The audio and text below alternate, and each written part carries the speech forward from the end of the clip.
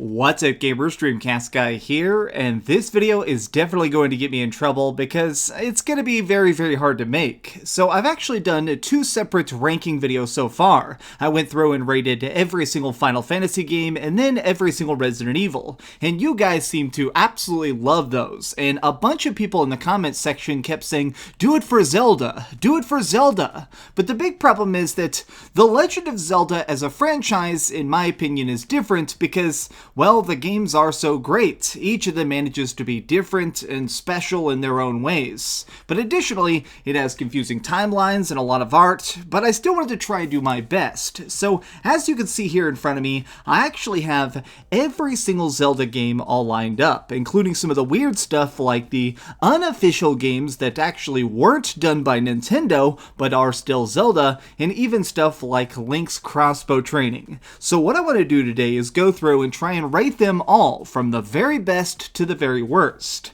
Now I want to start with the earliest stuff. Like, here we are, this is the first game, The Legend of Zelda, back on the NES.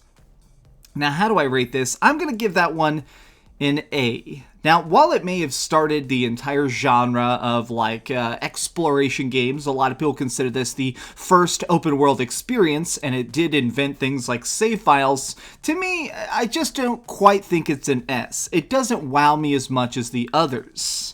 Unlike something in the vein of, let's just do a quick 3D one, which is The Legend of Zelda Ocarina of Time. This is actually one of my favorite games ever made. I've actually beaten it over and over again, and as a kid, it practically seemed impossible just because it was such a big game on a tiny cart. I would actually play it over and over and over. I'd beat Ganon and immediately delete my save file. That game is an S. So now you have a little bit of an idea of what I think is good, so let's talk about one that I think is very bad, and it might make some people very angry, but Zelda 2, The Adventure of Link. This was a side-scrolling game that came out right after the original game, and it was definitely supposed to be a step in a different direction, where clearly, at this point, Mario was taking over the planet, and Nintendo was trying to take that magic and put it in a different vein.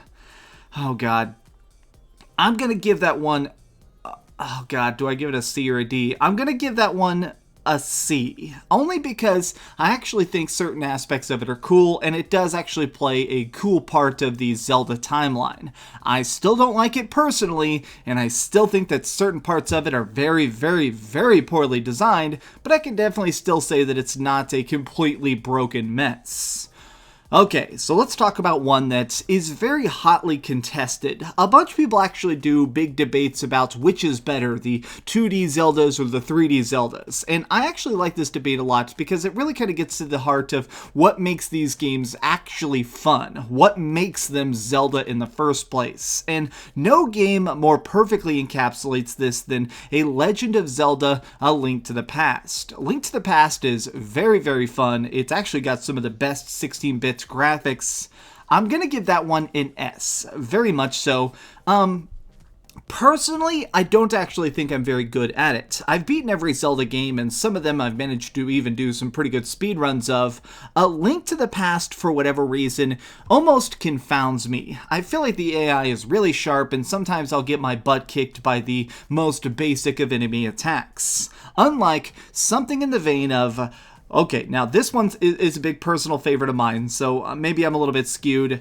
This game, Legend of Zelda Link's Awakening, is fantastic, and not nearly enough people talk about it. Now, A Link's Awakening is about to get a full remake here at the end of the month, but it is a game that is so dramatically underrated. It's got cool dungeons, it's got really cool effects, it's got a very different style of aesthetic because it doesn't take place in Hyrule. It is a completely S experience. I love that game, and I'm actually, part of the reason I'm excited about the remake coming out is that more people are finally going to actually have to sit down and freaking play it. Okay, now let's actually talk about one that is a little bit more divisive, which is Majora's Mask. Sort of people forget this now, but when this originally came out back in the 90s, it was actually kind of contested because it was so similar to Ocarina of Time. It felt like your favorite band came out with a CD where they played a bunch of rockin' songs, and they came out with a sequel CD, which was sort of just a remix of those same songs. I don't mind that. I don't really care that Majora's Mask borrows so much from Ocarina of Time, because to me, it's the darkest experience. It's definitely the game that manages to be the most haunting and creepy in a series that is, for the most part, quite bright and colorful. I'm going to give it an A, though. I think that certain aspects of things like the time rewind system and being stuck on such a tight loop occasionally does hold back it from being truly perfect. It's fun, it's worth playing, but it's not quite the masterpiece that some of these other games are. Okay, so let's talk about two of the weird spin-offs. Hyrule Warriors, so this is basically made like Dynasty Warriors. I played a lot of this. I'm very mixed. Sometimes I really like this game with certain characters, and sometimes I don't. It seems like one of those things that was made purely for the fact that they needed another Zelda game out. It's one of the only games that I would consider Zelda shovelware. It is something I don't regret buying. I definitely put some hours into it, but I can't say that it's as good as the others. I'm gonna give it a B, because it is pretty silly, and now that it's on the Switch, I actually like playing those missions that are about 15 minutes long over and over again on a handheld. Now, Link's crossbow training, here is one that might be a little bit controversial. I really admire what Link's crossbow training is. It seems like it was definitely just made as a way to try and sell more nunchucks, because remember, the Wii actually had a Wiimote and a nunchuck, and if you actually got a nunchuck for this game, it would actually let you do extra stuff. You could do different maps and actually control your body instead of just shooting at targets. And to me, it was very addictive. I have no regrets. I'm giving that bad boy an A. Yeah, that's right. I said it. Okay. Now let's knock out some of these. I actually want to talk about the first two of the non-Nintendo Zelda games. There's actually 5 total games that were made that are Zelda, but were not created by Nintendo themselves. Now, these two here are actually Game Boy Color games that were intended to be played in conjunction. They were very clearly trying to replicate the success of Pokemon Red and Blue, so they decided to do what is kind of like Zelda Red and Blue. Oracle of Ages and Oracle of Seasons. Now, these are actually pretty different games. The biggest difference being that they had, basically one was more puzzle focused and one was more combat focused. But you needed to beat both to get the true ending. By beating one, you'd get a code and put it in the other game and actually finish them. They're different. They were actually created by Capcom, and they definitely don't have quite the polish of some of the other experiences. I'm still going to give it, though, a B. I gotta rate them together. It's too difficult to try and separate them apart, because if you're gonna get the full experience, everybody's gonna beat them back to back.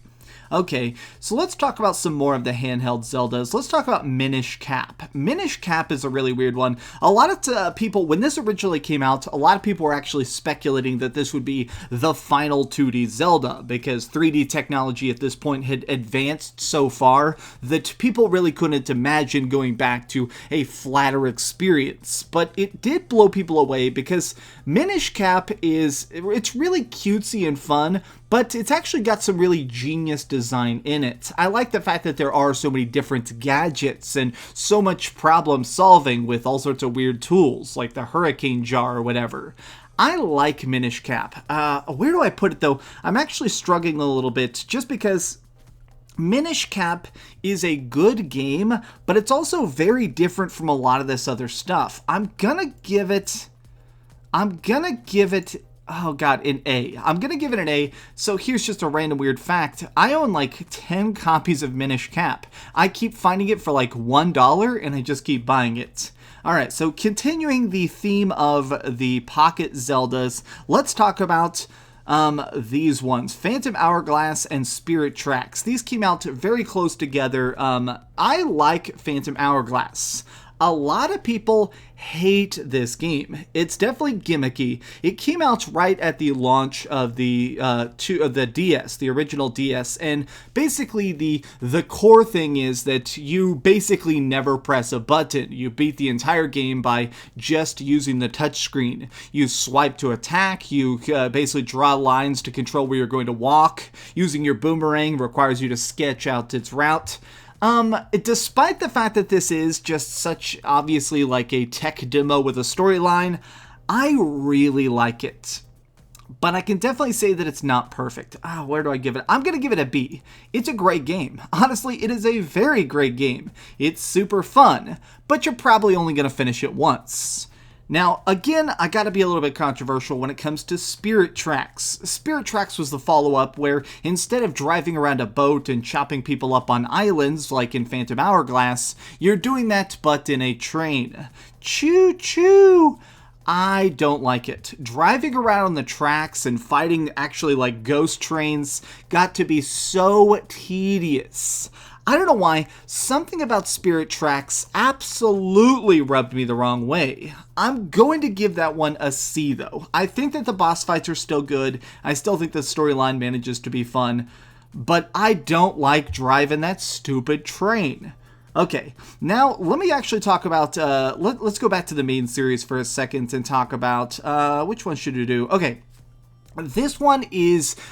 there was this technology that came out long ago at this point that was called Wii Motion Plus. The idea behind it was that Wiimotes actually weren't that accurate. If you were trying to swing it, it would basically just calculate the basic velocity and send that information vaguely to your console. So if you're swinging a sword, it just said, hey, use action 1, or if he's blocking, use action 2. It wasn't actually that in-depth. Well, the Wii Motion Plus looked to change that by making it one-to-one, by making it hyper accurate and the sensors extra sensitive. You'd be able to actually have a better experience, or so the theory went. So they decided to make an entire Zelda completely centered on this concept, which was called Skyward Sword. Now, a lot of people hated it because it required you to basically be standing at full attention, ready to fight. There were also some characters in there that seemed to annoy people, but in my opinion, it is a game that definitely sets out on a mission that it accomplishes. I actually think that it is one of the most accurate styles of game for becoming Link himself. So I'm going to give it an A. Where is that? There we go. We're dropping that right there. Alright, so at this point we're starting to get to the later years of the Zelda franchise, the main series anyways, so I want to actually talk a little bit more about the spin-offs that came out during this time period.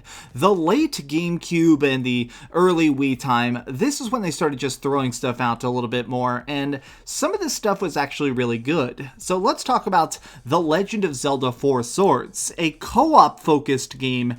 It was great. I actually think that a lot of the stuff that required you plug a Game Boy into your console, those experiences were very, very interesting to me, especially stuff like Final Fantasy Crystal Chronicles. So I'm going to give that one a B. I actually think the co-op is fun, and it definitely aged pretty well. Unlike... Okay, so this came out just a couple years ago, I guess, but it was definitely still in the twilight of the Wii U era, which was Triforce Heroes. The idea behind this was that it was another co-op Zelda, but it could be played solo to a very unsatisfactory degree. This is predominantly a puzzle-focused one where you're going through a series of dungeons and attacking stuff, but you have two partners with you, and they're actually required. If you do not have partners with you, basically the other characters would get turned into dolls and you would actually teleport into their body to basically do all the puzzles 3 times with the separate characters. I didn't like this. It was definitely something that was intended to be played by children, in my opinion, on like a playground. I'm going to give this one a D. It's kind of funny to think about how so many people consider Zelda and Mario to be the most single-player focused of a lot of Nintendo franchises when they actually had a decent amount of co-op experiences. Like, here's another one. These games are really fun. A lot of them are pretty good. They're managed to be, like, balanced and interesting. I actually think this stuff is great. Now, we do need to talk about something that I think was Not great, which was the CDI deal. So basically, there was a time during the 90s when Nintendo was talking about trying to get into disc technology. They wanted the idea of when PlayStation was coming out and the Sega Saturn was coming out, they didn't want to be left in the past. So they explored a deal where basically another company would have permission to create Zelda games officially. That's what these are. Now, we're going to talk about them. There are 3 of them. They're terrible. Zelda's Adventure, Wand to Gamelon. These are so freaking bad. Now, let's talk about Zelda's Adventure is the only game where you actually played as Zelda herself. Now, you could, of course, play as Zelda in things like, Zelda Warriors, but in these games, in this game particularly, you only play as Zelda, but it's awful. All 3 of these I gotta give an F. They have bad cutscenes, they have very confusing stories. The worst part, though, is that the games themselves do not play great. They have very inaccurate and very sloppy, basically, hit detection, so just trying to kill a random monster is downright impossible. Alright, so now we're going to be talking about... Let's get into all of these. This is the final stretch. We're going to be talking about A Link Between Worlds, and then the 3 main games. Now, I'm going to get through A Link Between Worlds now because this is one of the opinions that sometimes people get a little bit mad at me about. I don't like A Link Between Worlds. I can understand that it's a great game. I understand why it is such a creative thing. Basically, instead of actually having a straight line of bosses you have to beat in order, there's a rental system so you can get any gadget at any time and sort of choose your own adventure. I can admire what that is. I can definitely take a step back and say that is a game worth playing. But personally, I actually did not enjoy it. I think that it just sort of lacked that motivation. It seemed like if I shut the game off, it's not like high roll or low roll is just going to catch on fire. I'm going to be objective here. I'm going to give this a B. I don't think that people can try and act like this is the best game ever because it's not. It is definitely a more stilted Zelda experience, even if you love Zelda experiences. Now let's talk about Twilight Princess. When Twilight Princess came out, it was definitely considered a response, where when they did Windwaker, Windwaker was so bright and colorful, a lot of fans actually despised it. A lot of fans were very, very put off by the idea of a cutesy, kawaii version of Link, and so they decided to do the next one as a very dark and brooding world that's already been taken over by Ganon. It was a bold move, but I actually like Twilight Princess a lot. I do want to say, I like the GameCube version more. So, where is it? Twilight, Zelda, Legend of Zelda. Here we go. So if you actually play it on Wii, in my opinion, the Wii version is less accurate than the GameCube version because in the Wii version, the whole game is flipped. Link is left-handed. It's actually canonical that he fights with his left hand. In the Wii version, he fights with his right hand because more people are actually right-handed. This is the canon version. I definitely suggest you try and pick it up, and honestly, it's nice to be able to play a game that you can just press the buttons to attack. Okay, now where do I actually put it on the list, though? I'm gonna give it an S. I think that game is really good, and it's certainly very underrated. People love it. There's actually a bunch of people who just play it over and over again, but I think that in the mainstream consciousness, it's considered a little bit of a misstep. Alright, now let's talk about Windwaker. I was so stupid. Personally, I was one of those people that actually boycotted Wind Waker. Way back in the day, I thought it was way too goofy and I refused to pick it up until I was actually an adult and managed to play it, and then I definitely realized the error of my ways. It is so freaking funny. I like this game a lot. It's got some of the best art. It's got some of the best little mini games. Where do I put it though? I gotta just give Wind Waker an S. I think it manages to do so much so right that it definitely stands very, very high, even in the echelon of other great games. It's definitely one of those things that I wish, honestly, I wish it'd come to modern consoles again. Alright. The final game is the most recent of all the Zeldas, which is Breath of the Wild. This game is one of those things that some people have played this for thousands of hours. I haven't played it that much, but I've certainly played it hundreds and hundreds of hours. I think that this game is different because I actually think that it's having sort of a Skyrim vibe of go anywhere, climb anything, kill anybody. That was a strategy that definitely paid off. It could have been terrible. And yes, it's a little bit annoying when your weapons break over and over again. But I actually believe that The Legend of Zelda Breath of the Wild is one of the best Zeldas ever made. So I gotta give it an S rating. I think we can all see that The Legend of Zelda is a series that's actually pretty balanced. It all is definitely in the higher ranks, but it's not full of all perfect games. It's definitely something where we can take a step back and sort of appreciate all they've managed to achieve without just being blinded by its brilliance.